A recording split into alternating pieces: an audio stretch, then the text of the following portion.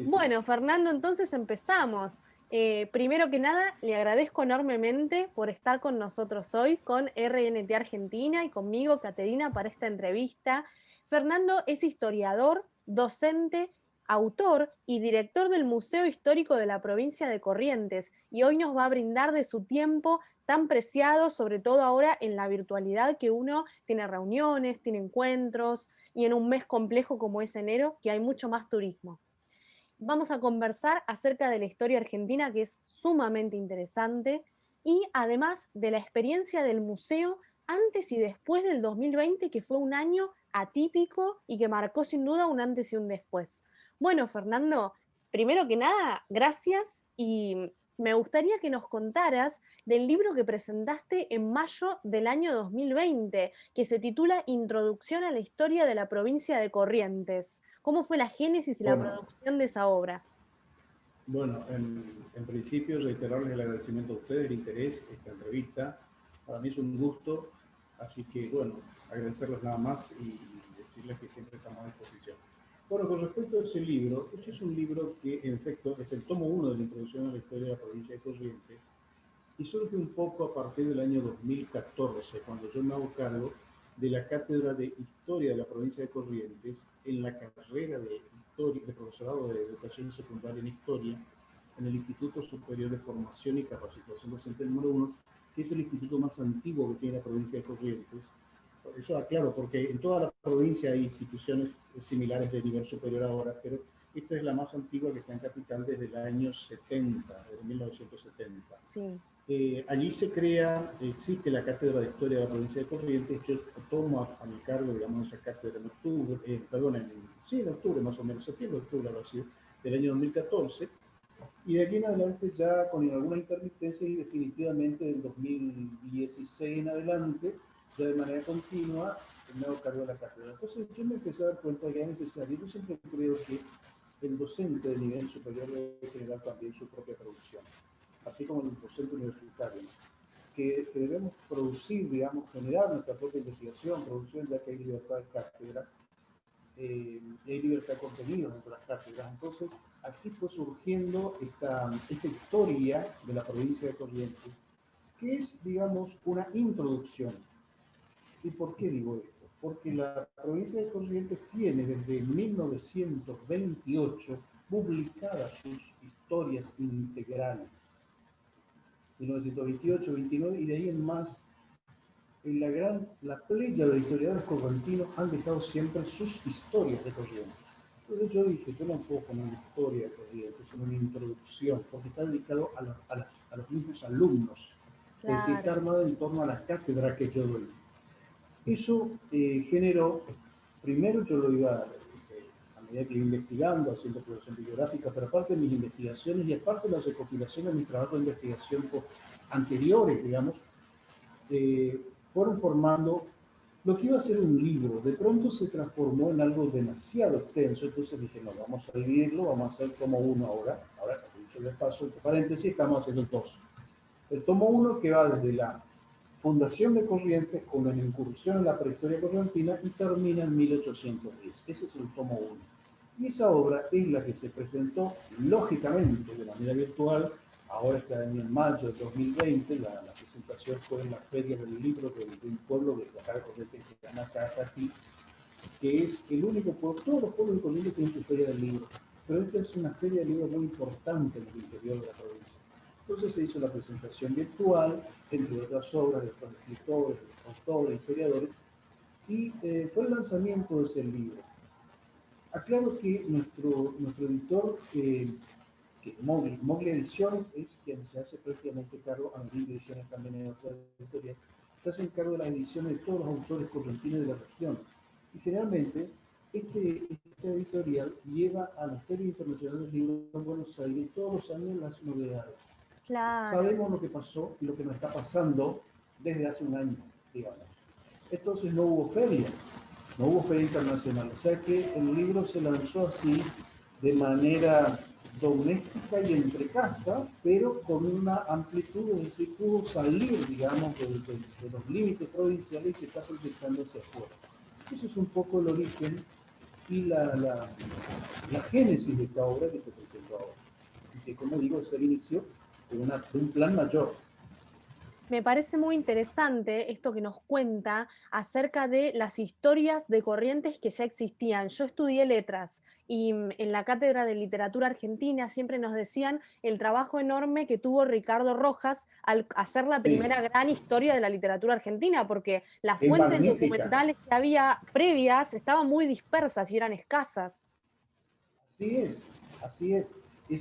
La primera historia de Corrientes, la historia científica de Corrientes, la escribe Manuel Prudencio Mantilla, que fue miembro fundador de la Junta de Historia y Numismática Argentina, Americana y Argentina, que puede ser la Academia Nacional de Historia en la década del 30. Pero él muere en 1909 y había dejado dicho que recién 20 años después de su muerte, cualquiera sea el momento que se diera, debía recién publicarse su obra, de manera que él muere en 1909 y su obra sale en el 29. Pero un año antes, otro historiador de otra generación siguiente ya publica su historia en 3 tomos, la historia de Corrientes. Corrientes es una provincia que tiene una historia dilatadísima y tiene una cultura dilatadísima, pero también tiene una literatura muy particular, muy propia, muy rica, muy dilatada. Es decir, es una provincia que la situación geográfica mesopotámica, la situación de frontera con el imperio portugués y después de Brasil, con el Paraguay y sus apetencias de dominación, con el aislamiento que le daba estar entre 2 ríos importantes como el Paraguay y el Uruguay, el enfrentamiento constante con el puerto de Buenos Aires, bueno, le dio una particularidad tan importante a Corrientes y a sus habitantes que por eso se la llama la Claro. República aparte. Es decir, hay todo un porqué en todo esto, ¿no? Y por otra parte, estuvo rodeada de territorios nacionales. Claro, exactamente. Y me llama la atención a un lector poco avesado de la historia correntina como yo, le llama la atención que el primer tomo corte en 1810. ¿Tan Ujú. amplia es la historia previa? Porque uno cree que Sí. con la colonia empezó todo, ¿no? Ese es Y claro, una parece, creencia medio popular, pero me imagino que previamente hay un montón de hechos históricos fundamentales. ¿Podría nombrar uno o dos al menos que sí, realmente por supuesto. caractericen? Claro, generalmente decimos la larga siesta colonial, que en realidad no fue una siesta, no fue una época, no fue una edad media para nosotros. Fue una época en la cual se preparó lo que iba a venir después, ya desde 1810, tomándolo como el inicio del proceso de la emancipación argentina, en un marco integral mucho mayor. Pero lo interesante es, por ejemplo, desde el punto de vista cultural, que Corrientes era no podemos hablar de provincia, pero provincia desde 1814, pero fue un territorio, una jurisdicción, la jurisdicción de la ciudad de Vera de Aceite Corrientes, fundada el 3 de abril de 1588, que se fue expandiendo, que fue conquistando territorio. Fue una sociedad bilingüe, y yo digo a veces fue trilingüe. Fue bilingüe porque hasta el siglo XIX en Corrientes se hablaba el castellano y el guaraní simultáneamente. Entonces toda la sociedad correntina era bilingüe, hasta que la influencia de los colegios del Colegio Nacional en Corrientes, del Colegio Nacional del Goya, de las escuelas normales que surgen con las presidencias históricas, digamos, a fines del siglo XIX, con la creación del 80, un poquito antes también, el Colegio Nacional de Corrientes de 1869, van a producir una crítica al uso de la lengua aborigen, y entonces esa lengua aborigen va un poco a la parte trasera de la sociedad, digamos, se la va olvidando. ¿Por qué decimos trilingüe? Porque la sociedad principal de Corrientes también manejaba el latín, y hay que acordarse que el latín era la lengua de la iglesia en ese tiempo, y era Claro. muy importante. Entonces todo eso va generando, durante todo ese tiempo, desde 1588, esa herencia prehistórico guaraní, digamos, con el mestizaje étnico y cultural de los españoles, que en realidad los españoles decimos que vinieron a fundar Corrientes, eran todos mestizos. El único español era Juan Torres de Vera y Aragón, que era el cuarto adelantado de la Plata, que vino 2 días a Corrientes, fundó y después se fue. Vino a esta zona, fundó la ciudad de Vera, la ciudad de Corrientes y después se fue. Pero quien acompañó esa expedición fueron los mestizos de Asunción, ¿Por qué? Porque la sociedad correntina allí tiene mucha vinculación con la sociedad paraguaya desde todo punto de vista cultural y étnico. Todo eso va a formar, a fraguar una sociedad muy interesante durante toda la etapa hispano-guaraní. Yo me resisto un poco a hablar a veces de la colonia, porque en realidad colonia, podría decirse, fue desde la época de los Borbones, desde 1701 en adelante, pero antes era otro el concepto que se tenía, eran provincias, señoríos, parte del reino, del imperio, bueno.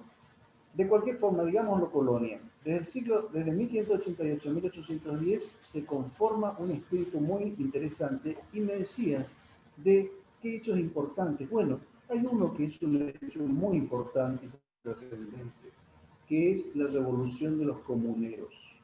La revolución de los comuneros del 29 de octubre de 1764 estalla en Corrientes bajo lemas como viva el rey, muera el mal gobierno y sabremos defendernos contra el mismo rey. ¿Qué es lo que viven los correntinos revolucionarios comuneros? Que es una continuidad de la revolución comunera de Asunción. Estos son revoluciones precursoras de lo que va a venir después, 50 años después. No saben nada de independencia, ni se imaginan que es la emancipación, pero hay un germen, entre comillas, Sí. en ellos, que es ya reclamar su participación en el cabildo y en las decisiones propias. El Hay cabildo es inconformidad. hay inconformidad, claro, por los malos administradores, por los malos funcionarios. Sánchez Barba creo que habla de las mentalidades sociales. Bueno, nosotros aplicando un poco a nuestra realidad correntina, hablamos de la mentalidad social burocrática, que era totalmente foránea, que llegaban estos funcionarios desde el teniente de gobernador en adelante, y resulta que eran extraños, entonces se enfrentaban con el cabildo era el Ateneo, el lugar donde estaba la sociedad del lugar, de la autóctona, los funcionarios de familias que estaban instaladas de tiempos inmemoriales, y allí comenzaba el choque, digamos, el enfrentamiento. Esa es la revolución comunera de 1764.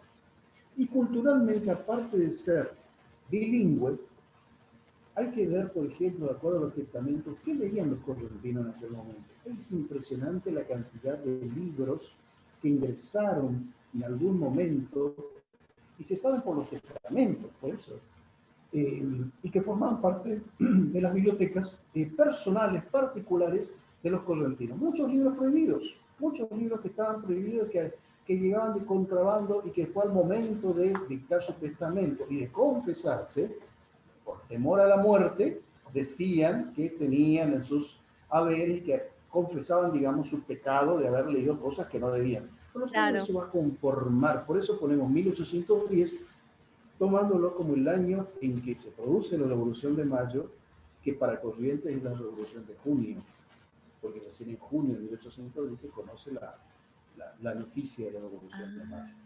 Ah, Así que bueno, es un corte, digamos, ahí, pero es un proceso a la vez.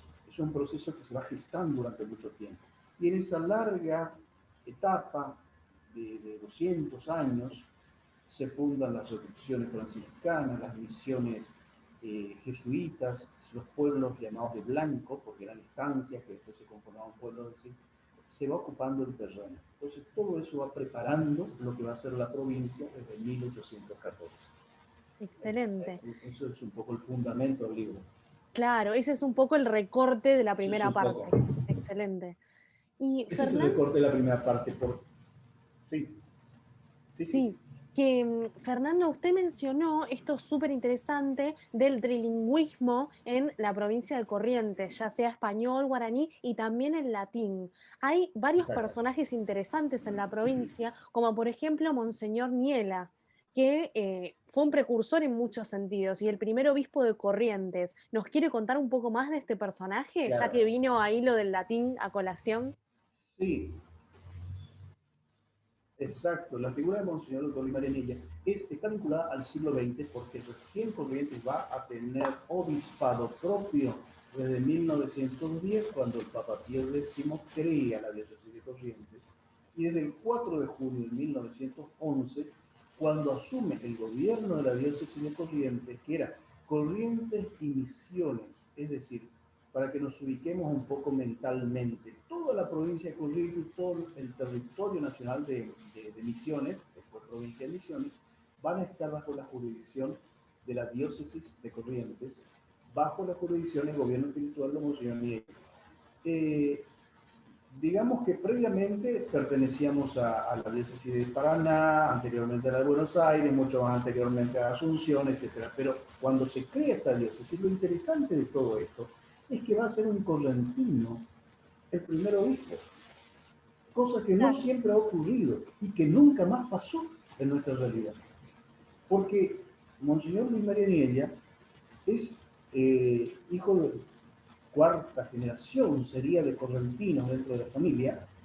Su abuelo, del mismo nombre, Luis Niella, había sido un español catalán que formaba parte de digamos, del grupo de comerciantes de la ciudad de Corrientes cuando se produce la Revolución de Mayo, y que en 1811 con ese grupo de comerciantes provocan digamos, aprovechan la invasión que se da del Paraguay, el Paraguay todavía realista, para intentar retomar el poder, cosa que no se da. O sea, hay una pequeña contrarrevolución. La historia la llama la contrarrevolución de los sarracenos, un poco en un sentido peyorativo, ¿no? Bueno, Monseñor Niella es el bisnieto de este catalán peninsular, y es una personalidad muy interesante porque va a estudiar en el Colegio de la Inmaculada de Santa Fe, va a ser compañero de pupitre de Juan Zorrilla de San Martín, que el mismo escultor Juan Zorrilla de San Martín confiesa en una entrevista que le hacen allá por la década de 1920. Va a ser una figura muy interesante y sobre todo como venía de una sociedad bilingüe, cuando él subía al púlpito y de acuerdo a quiénes eran sus feligreses en el templo, digamos, sobre todo cuando iba al campo, cuando iba a los pueblos del interior, su plática era guaraní directamente, manejaba muy bien. Entonces su plática para que le entendieran sus hijos del campo, como él los llamaba, a la feligresía, digamos, del interior de Corrientes.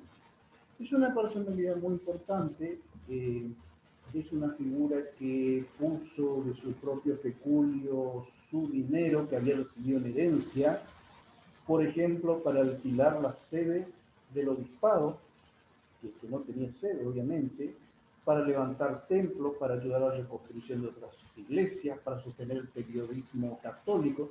Hay que pensar que Monseñor Niella venía también de la generación de José Manuel Estrada, de esa generación que se enfrentó al laicismo, se enfrentó al positivismo a fines del siglo XIX, al anticlericalismo, o sea que había un gran enfrentamiento todavía, y él venía de esa generación. Y tiene un librito, digo un librito, por un libro chico, publicado allá por 1908, que se llama Supersticiones Populares en Corrientes, donde habla precisamente, obviamente condena de su visión, lo que él llama los santones populares, es decir, todas aquellas creencias que no estaban aceptadas por la iglesia, pero que estaban dirigidas, monitoreadas, llenas de un sabor popular, sobre todo en casos de personas que habían tenido muertes así violentas y que sus tumbas eran lugares de peregrinación, digamos, bueno, él condena posiblemente. Es decir, es una figura una personalidad muy atrapante, muy atrayente en la historia de Corrientes, ni siquiera se puede decir la historia grande de Corrientes. Es ¿Y la época en que aparecerá los en algún obispos... tomo, en algún tomo de la introducción? Sí, no, sí, por supuesto, va a aparecer. Yo diría que va a aparecer en el tomo 3, cuando ya le toque la época de él, digamos. Va a ser obispo. En esa época los obispos no renunciaban como renuncian ahora a los 75 años. O sea que el obispo Niella permaneció, digamos, gobernando su diócesis aún ciego, porque estaba muy disminuida, por un obispo que fue Monseñor Quimiletti, que fue a ser obispo de San Luis, de la provincia de San Luis, auxiliar, ¿no? Roma impone esto. Y él va a morir en 1933, a los 80 años, ya muy disminuido, pero nunca jamás dejó de estar nunca perdió la cordura, digamos, nunca perdió la conexión, digamos. Veía poco, no, o llegó a estar ciego, pero nunca perdió la razón, sobre todo. De manera que era permanentemente la presencia del obispo más en ese tiempo en la sociedad correntina. Claro. Y bueno, como digo, es el único caso que fue de un correntino en su propia tierra. Por esa unión, esa relación tan intensa con su pueblo en su momento. Era un hombre también muy terco, era un hombre también muy caprichoso, eso lo dicen muchos autores, reconociéndole esa gran capacidad que tenía, pero era un hombre que se imponía por su autoridad, por sus razones, seguramente habrá estado equivocado en algunas cosas, en otras habrá estado acertado, pero era una personalidad que no dejó, no pasó desapercibida en la sociedad Claro, correntina. excelente. Sí, sí, Así sí. que Bien, y es otra un poco así, figura, pero basta. ah, sí, se cortó, me parece, ahí está, ahí volvimos.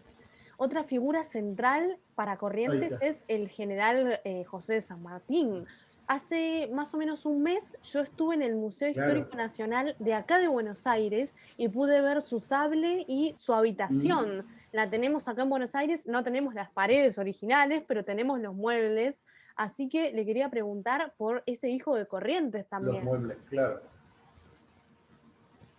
Bueno, sí, José San Martín, debemos decirlo con sinceridad, nace de casualidad en la reducción, perdón, en la misión jesuítica de Nuestra Señora de Santo Requemado Yapeyú, que había quedado bajo en la administración de los hombres de la corona, digamos, como va a ser su padre, José San Martín, que va a ser el gobernador de los pueblos misioneros, después de la expulsión de los jesuitas, que en 1767. San Martín, José Francisco de San Martín, nace en 1778. Yo me acuerdo que para los 200 años del bicentenario del nacimiento de San Martín se le agregó, se descubrió, no sé, yo era chico de esa época, que se llamaba Francisco. Pues todos lo conocíamos como José San Martín. Y a Sí, partir de entonces comenzó a llamarse José Francisco de San Martín. Bueno, nace en Yapeyú, insisto, nosotros nos sentimos muy orgullosos de ser la cuna, como Corrientes, no como territorio correntino, del padre de la patria y libertador de América, como dicen las placas y los nombres que se le han atribuido a lo largo del tiempo, libertador de Chile y de Perú. Todo es perfecto. Ahora cuando nos dicen, ¿por qué en Corrientes no hay nada de San Martín? Nada material de San Martín, no tenemos nada. ¿Por qué los mendocinos tienen todo? O los porteños o Buenos Aires lo tienen. Es muy sencillo. San Martín nace, digamos, de casualidad, insisto en esta palabra, porque su padre estaba destinado a la administración de los pueblos misioneros. Y entonces se da el caso de su nacimiento, pero vive muy pocos años, en época de su primera infancia, sus primeros 4 o 5 años y nada más. Después se va y ya no vuelve más. Todo lo otro es, digamos, leyenda, aquello de que cuando forma el regimiento de Granada del Caballo, creían que sean correntinos. Eso es algo que no podemos, forma parte de la linda mitología que se ha dicho. Ahora, no nos ha quedado nada. ¿Qué nos ha quedado? Nos ha quedado las ruinas de la casa del gobernador. No es que fuera la casa de San Martín. Ahí es la casa donde habitó la familia de San Martín y claro. donde seguramente este niño habrá jugado.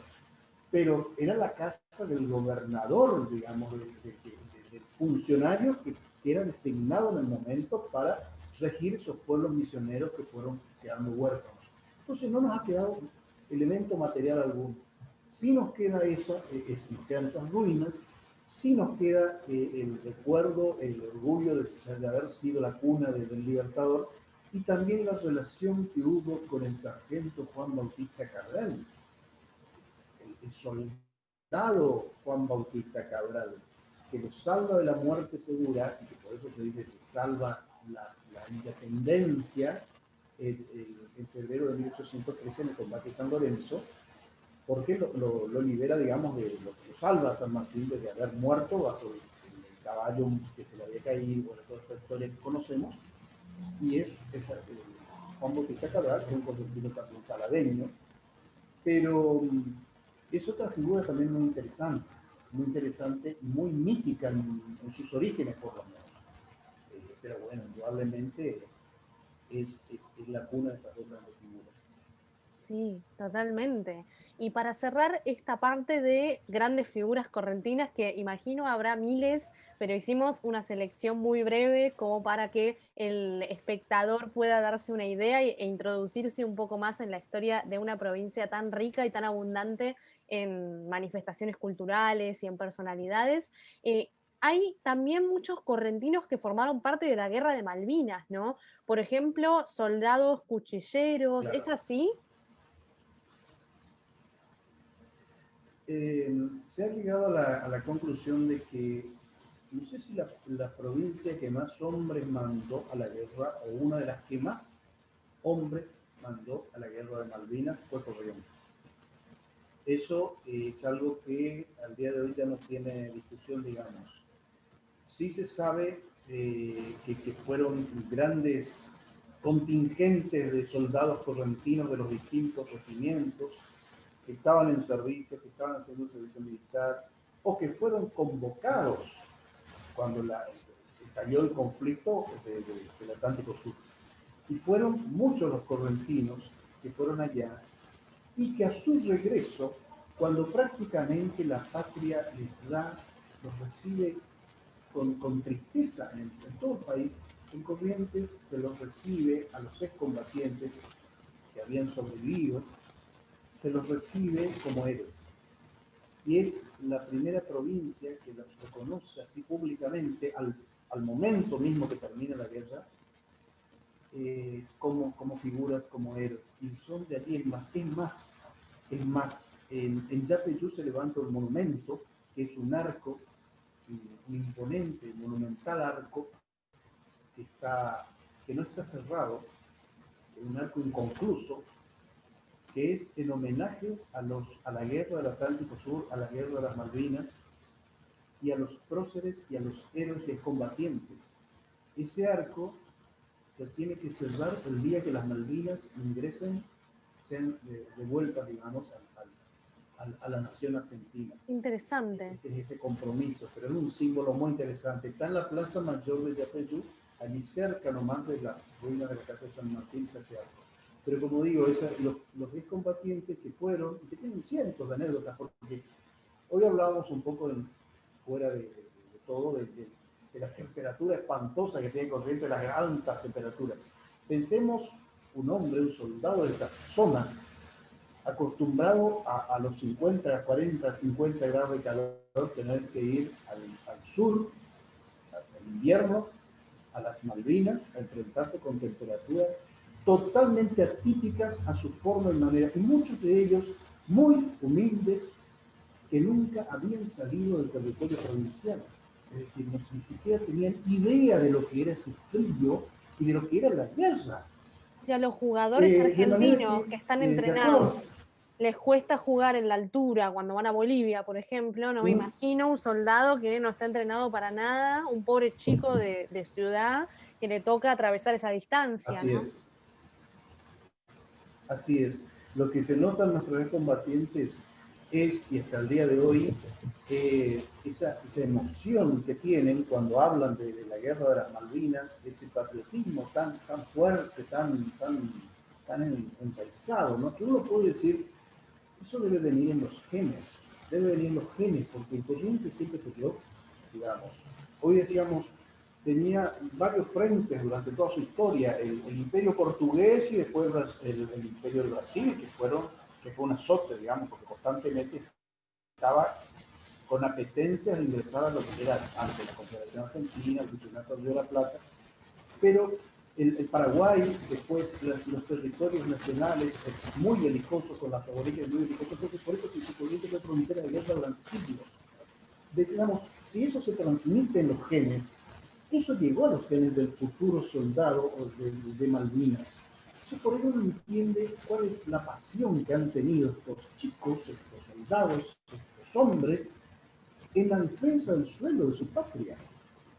Hay una frase atribuida al coronel Nicanor Cáceres, al general Nicanor Cáceres. El general Nicanor Cáceres fue un caudillo prácticamente en Corrientes en la segunda mitad del siglo XIX, que dijo, si pudiéramos llegar a caballo hasta las Malvinas, los correntinos, las Malvinas no estarían bajo el imperio inglés.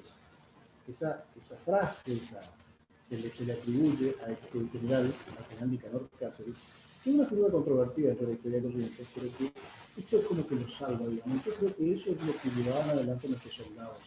Cuando ellos vuelven, después de la derrota de junio, del 14 de junio del 82, y van llegando, y allí se enteran, decían muchas madres, muchos padres, que sus hijos no venían, que no iban a volver, porque no se sabían dónde estaban. Ahora se han descubierto muchas tumbas de ellos, en este último tiempo, en Malvinas, o que se encontraban con ellos que volvían. Es decir, toda la sociedad correntina los recibió con mucha emoción, y eso continuó en el tiempo. Por eso digo, ahí hubo un ingreso de conocimiento, cosa que tardó darse en el resto del país, porque es como que en el resto del país hubo como una situación de impotencia, de rabia ante lo que había ocurrido, y la pagaron nuestros combatientes. Aquí eso no se llegó a dar, eso no se llegó a dar, y eso es lo interesante. Pero está un poco, insisto yo en esto, está un poco en la tradición guerrera de esta provincia y en la mucha sangre derramada en la lucha contra Rosa, por ejemplo, cuando se levantaba aquel postulado patria de esta constitución. Excelente. Y Fernando, ¿hay algún mito de la historia argentina o puede ser de la historia correntina en particular que te guste desmentir? En realidad hay muchos mitos de la historia nacional y de la historia nuestra. Lo que pasa es que, bueno, uno de los mitos podría ser el caso de la guerra del Paraguay, por ejemplo. La guerra del Paraguay, que es otro hito interesante de heroicidad, comienza prácticamente el día que el Paraguay invade Corrientes, de sorpresa. Jueves Santo, 13 de abril de 1865. Nosotros vivimos estos últimos tiempos una época en la cual se pone mucho en tela de juicio, se critica mucho el tema de la guerra del Paraguay y se cambian a veces los valores y los actores. Es como que la Triple Alianza destruyó el Paraguay, pero en realidad no se acuerdan, no se dice, y ahí viene lo del mito en sí, de que no se cuenta, es que el Paraguay es una nación, invade un territorio argentino que es una provincia, que no tiene cómo defenderse, porque sus tropas no pueden enfrentar unas fuerzas nacionales como la del Paraguay, que no era la primera vez que el Paraguay invadía, pero que fue la más trágica y la más importante invasión, porque a partir de allí, después se firma el Tratado de la Triple Alianza, pero a partir de ahí comienza la guerra con el Paraguay, de Corrientes, desde la Argentina con el Paraguay a partir de la ocupación de Corrientes. Una ocupación que dura todo el año 1865 y se prolonga al año 1866 también, porque como si fuera una tenaza, las fuerzas paraguayas tomaron la provincia. Y lo más trágico es que la sociedad correntina sufre un quiebre. Utilicemos una palabra o alguna grieta. Hay un grupo de correntinos, que no es un porcentaje muy importante, pero que lo hubo, que fueron los paraguayistas o los colaboracionistas, que son los que, sobre todo vinculados al viejo Partido Federal, en decadencia, son los que van a simpatizar con la ocupación paraguaya en Corrientes y fantasear con un desprendimiento de la provincia de la Confederación Argentina y la unión al Paraguay. Esto también tiene mucho que ver con el enfrentamiento constante con el puerto de Buenos Aires. Tiene mucho que ver con las cercanías idiomáticas que ya dijimos, costumbres culturales que tiene Corrientes con el Paraguay, la cercanía geográfica con Asunción. Estamos a 200 kilómetros de Asunción, es una capital del país, y estamos a 1000 y pico de distancia de Buenos Aires, es una totalmente desvinculada de nuestra realidad. Entonces todo eso un poco explica a ese grupo de paraguayistas traidores, digamos, en la sociedad correntina que se divide. Y la otra sociedad correntina, o la otra parte de la sociedad correntina, que es la que apoyó, digamos, la, la guerra en sí y que se sumó inmediatamente a la defensa. Y también el caso de las cautivas correntinas, que es otro tema, otro capítulo dentro de la historia de la guerra. Es decir, la guerra del Paraguay no la pueden entender los riojanos, los cordobeses, los sanjuaninos, porque estuvo lejos de su territorio. Nosotros fuimos teatro de guerra. La guerra comenzó acá y la sufrimos. Sufrimos los saqueos, sufrimos las invasiones, sufrimos los cautivos, y teníamos los cañones disparando uno del otro lado en nuestras costas. Entonces, es lógico entender que no se comprenda de igual forma en el resto Lo de la vivieron historia en primera argentina persona. o de la realidad actual. Totalmente, totalmente. Se vivió, se sufrió y con hechos muy lamentables en algunos casos, con muchas batallas importantes, con la ocupación del territorio después de la ocupación, digo, el paso por lo menos de los aliados, Brasil, el Uruguay, aparte de las tropas nacionales nuestras, ¿no? Pero, pero fue traumático desde muchos puntos de vista. Así que por ahí la mitología que se crea hoy con un pseudo revisionismo que a veces pretende dar vuelta como que no fueron así las cosas, de la forma en que se ha contado la historia, en realidad nosotros la podemos ratificar y corroborar de que fue así, porque lo sufrimos. Y cada Entiendo, uno de sí. nosotros ha tenido un antepasado en uno o en otro bando. Por eso también en la historia de Corrientes, la guerra del Paraguay fue un tema tabú durante mucho tiempo. Entonces se hablaba cuando se hablaba de los cautivos y se hablaba cuando de las cautivas correntinas, de estas 5 mujeres cautivas.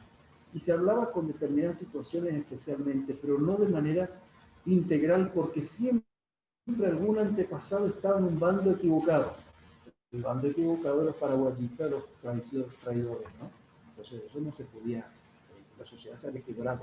Pero después se unificó, pero fue después. Así que Sí. esos son otros de los hechos interesantes.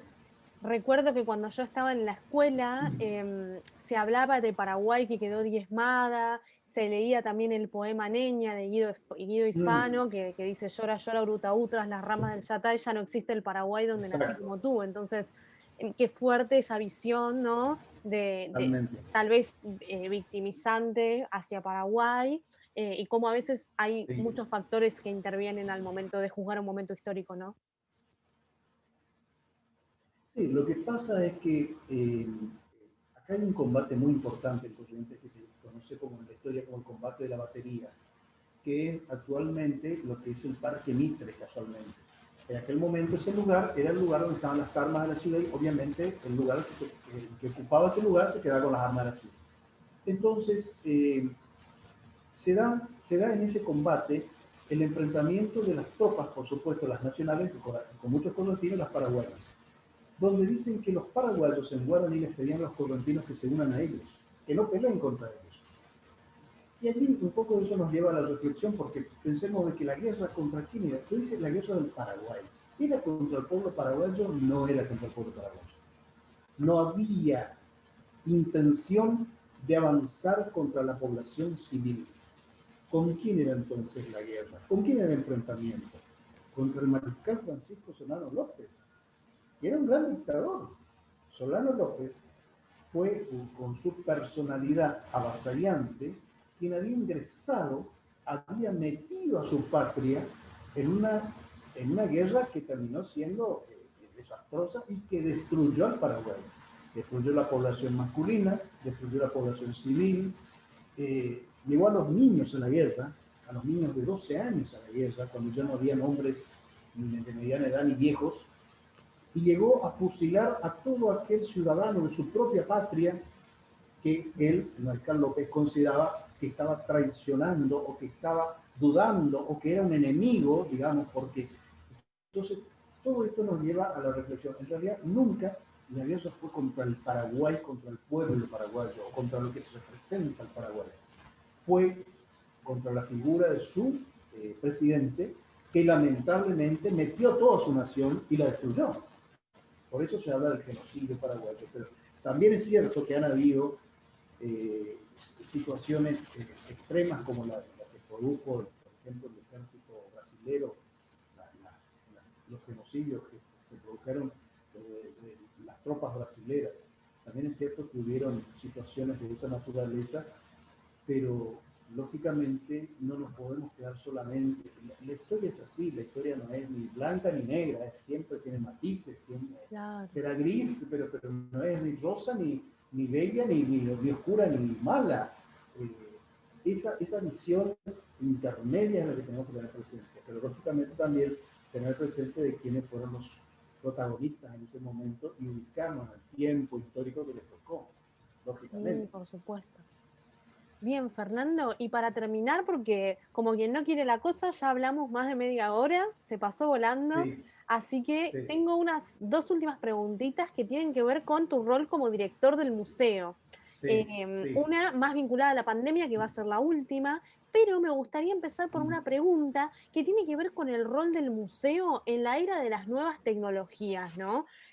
Con todo lo que Internet nos Claro. brinda y con todo lo que Internet trae. ¿Qué aporta el museo? ¿Tuvo que repensar lo que ofrece? Claro, el Museo Histórico de la provincia tiene actividades de extensión cultural que van desde las visitas guiadas a las presentaciones de libros, a las conferencias, debates, paneles, conciertos, de acuerdo a la temporada. Estamos hablando siempre todo previo al 2020. De acuerdo a la temporada, en su reducido pero hermoso salón de conferencias, o en su hermoso patio, que muchos consideran que es uno de los patios más lindos que tiene la ciudad, con mucho verde y con mucha reminiscencia colonial, digamos. Bueno, entonces todo ese bagaje, esas actividades, de pronto cuando entra el mes de marzo del 2020, que teníamos programado todo el año 2020, nosotros planificamos entre febrero y marzo lo que va a ser el año, digamos, con todas Claro. las actividades, con todo lo que se supone que se va a desarrollar. El día 16 de marzo llegó la orden de cerrar el museo, la provincia se cerró, digamos, nos mandaron a todos, nos mandaron a todos a casa, creo que se cortó la imagen. Bueno, Em, ¿Puede nos ser que mandaron, hayas apagado la cámara? no, no, no, fue una cosa, no, yo veo y escucho bien, no sé qué pasó, tal vez Solo vuelva te veo a vos. A ver, probá a a apretar el ver, botón de apagar y prender cámara por si fue eso, porque como te escucho bien, ahí ahí está, va. ahí estamos, ahí está, Buenísimo. listo. Bueno, entonces, eh, cuando el 16 de marzo, el lunes 16 de marzo, creo que fue el 16, la verdad ya no me acuerdo bien la fecha, pero nos dijeron, a partir de las 12 del mediodía, todo el mundo a su casa. Porque, bueno, no sabemos qué va a pasar. Vamos a entrar en una cuarentena, pero nadie sabía exactamente. Entonces, cuando cerramos la puerta, dijimos, bueno, en una semana, en 15 días estamos de vuelta. Claro. Nos fuimos a nuestras casas y no volvimos al museo, pero no a la actividad del museo, no volvimos al museo sino para hacer un control hasta el mes de mayo, era en marzo, y volvimos en mayo. Y recién volvimos a trabajar en el mes de junio, y trabajar de manera reducida, 3 veces a la semana, 2 horas por día, con el personal rotando, personal que nunca pudo volver más a lo largo del año porque estaba en situación de riesgo, porque eh, por la edad o porque vivían en lugares, se habían ido a sus casas fuera de la ciudad, qué sé yo, por una serie de situaciones. Bueno, entonces, todo el primer semestre, digamos, nos toma tan desprevenidos que no sabíamos qué hacer. Después del segundo semestre comenzamos a pensar, tenemos que generar algún tipo de actividad. Entonces, lo que hicimos ya finalizando el primer semestre fue empezar a revisar YouTube. En YouTube hay una cantidad de videos, de documentales, de entrevistas, de trabajos hechos sobre el museo histórico, sobre las colecciones, sobre las visitas guiadas, de años anteriores que gracias al periodismo que lo ha hecho en su momento, y de algunos alumnos del nivel superior que filmaron sus visitas, sus investigaciones, sus trabajos, fueron quedando en YouTube. Qué magnífico eso, no lo conocíamos. Comenzamos a descubrir, poníamos museo histórico, aparecían un montón de cosas. Entonces dijimos, bueno, vamos a empezar a difundir esto que ya lo conoce todo el mundo, pero que a lo mejor por ahí hay gente que no lo sabe. Y eso sirve para un redescubrimiento, sirve para buscar, no sé. Con eso comenzamos. Después, como estamos trabajando con el Instituto de Investigaciones Históricas, casualmente en un congreso internacional que debía haber sido sobre la guerra del Paraguay, casualmente, el 12º encuentro de la guerra del Paraguay, que debía haber sido en el mes de octubre, comenzamos a trabajar desde ese aspecto, desde esa perspectiva, y hacer algunos paneles y invitar historiadores. Hicimos un conversatorio internacional con referentes de los 4 países, digamos, Paraguay y los 3 aliados. Cada uno habló sobre su visión de la guerra con relación a Corrientes. Bueno, esa fue la actividad que comenzamos a desarrollar. Y como ahora ya estamos, digamos, en esta dinámica, yo creo que, y eso estamos convencidos, la presencialidad, si vuelve, en algún momento va a tener que volver, no va a ser igual, porque va a tener que ir acompañada de la virtualidad, necesariamente. Entonces Sí. comenzamos a descubrir, porque también las clases, nosotros no hemos dejado de dictar clases desde el mes de abril en adelante, otra vez ahí se cortó. No hemos, no hemos dejado de dictar clases de manera virtual, estuvimos permanentemente conectados. Así que bueno, esa fue un poco la respuesta que tuvimos ante esta situación. Sí, yo como docente estoy totalmente de acuerdo en ese aspecto. Todo lo que aprendí Sí, del manejo de la virtualidad y de la educación a distancia o educación remota, vamos a tener que incluirlo en el aula cuando retomemos la presencialidad, porque complementó totalmente, muchísimo la educación. totalmente, totalmente. Perdón, pero no sé qué pasó con la cámara de vuelta. No hay Estoy problema. esperando. ¿Probó apretar Bueno, de nuevo el bueno, botoncito de cámara? estoy haciendo eso, sí, estoy haciendo eso. Bueno, tranquilo, Sí, ya va a funcionar.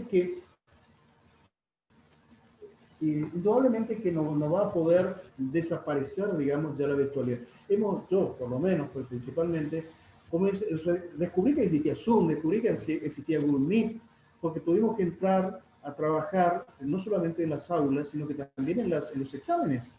Y eso Claro. aplicado a claro, aplicado a las actividades que desarrollamos en las otras instituciones y el Museo Histórico entre ellos.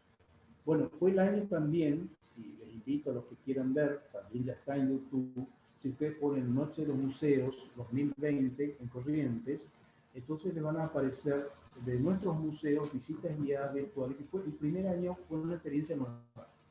Fue el primer año en que se pudo hacer una Noche de los Museos virtual con documentales filmados previamente, lógicamente, de manera previa en las distintas instituciones, haciendo un recorrido, digamos, haciendo una visita guiada virtual, y eso se pudo propagar. Y lo interesante es que eh, esa noche, que fue el 20 de noviembre, de ahora, de hace poco, se pasó esa noche, esa fue la noche de los museos, y gente de todos lados comenzó a conectarse. Había gente que dijo, bueno, si hubiera sido presencial, si hubiera sido tradicional la forma, nosotros no tenemos Imposible. manera de llegar al Sí. museo.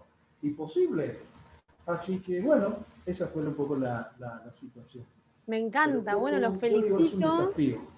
Sí, los felicito por cómo supieron adaptarse y ponerse manos a la obra, porque un montón de instituciones todavía se han quedado un poco en el Sí, tiempo en cuanto a iniciativas, porque bueno, no se los culpa tampoco, es una situación que nos tomó por sorpresa a todos, no, pero hay que saber actuar rápido. totalmente. Sí, sí, sí. Yo digo, esto nos llevó y nos ayudó a los docentes a redescubrir cosas porque la situación nos imponía, digamos, buscar soluciones.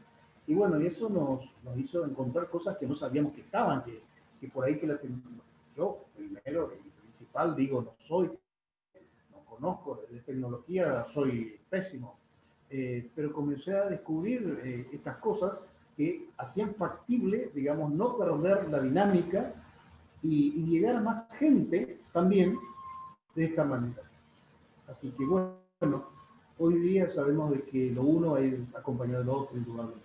Totalmente.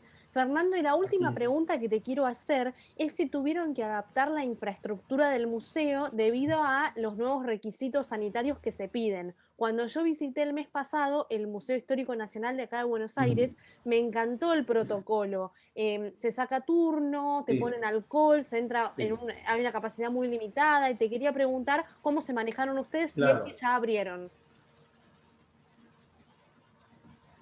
Sí, sí, se está trabajando desde esa perspectiva, se está trabajando desde ese punto de vista. Eh, Está, digamos, presente el protocolo, está. Lo que pasa es que también hay que pelear un poco con el miedo que tiene el mismo personal, la gente. Es como que llegó un momento a que al principio no había el temor que posteriormente se tuvo, ¿no? Sí. Y entonces una experiencia nueva también, pero se trabaja con ese tipo de protocolos, indudablemente que sí. Es la única forma, es la única manera. Así es, así es. Y Así que entrar, bueno. antes estábamos acostumbrados a que nos visiten las escuelas, que vayan 25 chicos de pronto, y hoy día no, eso no es posible, o que entren 6, 10, 20 personas a la vez, de distintas, y hagan su recorrido, que también no es posible, pero bueno, son los signos de los tiempos también, así que bueno, son las cosas que se dan y que nos Totalmente. imponen este tipo de cambios. Esperemos Así es. que entre el 2021 y el 2022 podamos retomar, ¿no? Un poco esta normalidad que conocíamos antes o adaptar de una mejor manera todo lo que conocemos para que sea seguro para todos. Bueno, Fernando, te quiero Yo agradecer creo que por haber participado de este sí, espacio con nosotros, por habernos brindado tu tiempo. Enero es un mes complicado porque uno está entre el aumento del turismo y querer descansar, así que te agradezco el doble. así es.